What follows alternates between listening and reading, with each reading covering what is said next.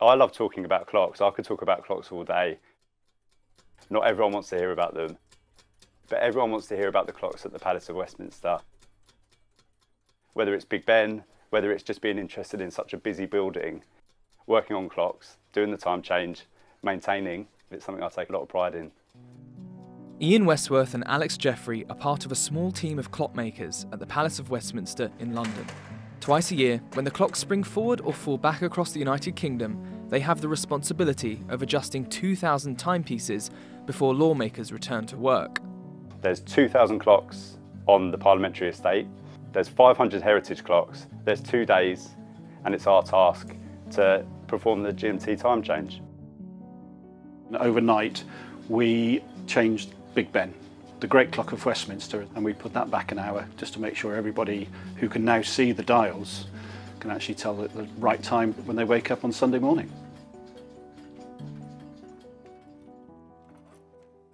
So this is one of our heritage clocks. There's around 400 or 500 of them.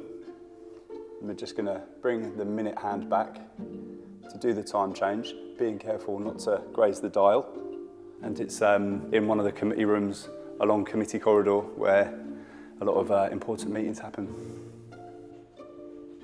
We have clocks here that predate this palace and some that were designed specifically for this palace.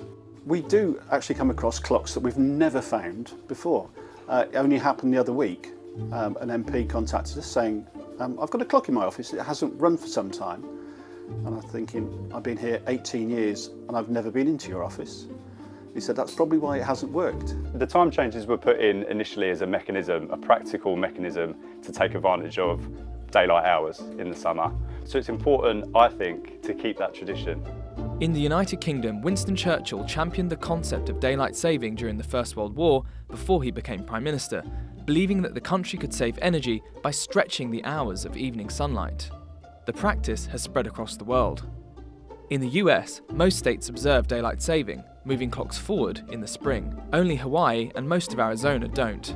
In 2022, the Senate passed the Sunshine Protection Act, a law which would make daylight saving time permanent across the United States from November 5, 2023.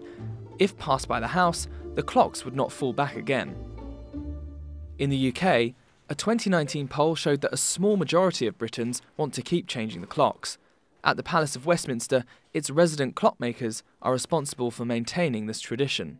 Even with this digital world, everybody's got a computer with a clock at the bottom, or they've got a digital watch on. But the MPs and the Lords or the staff who've actually got a ticking clock in their office, one of the first things they look at is the ticking clock and not the one on the wrist. Our job is to make sure that every day these clocks are working for them.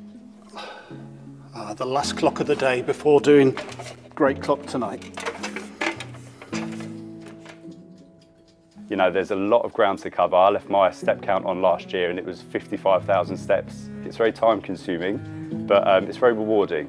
We can say to each other, well done guys, it's a job well done. And when people turn up for work on Monday, they're right on time.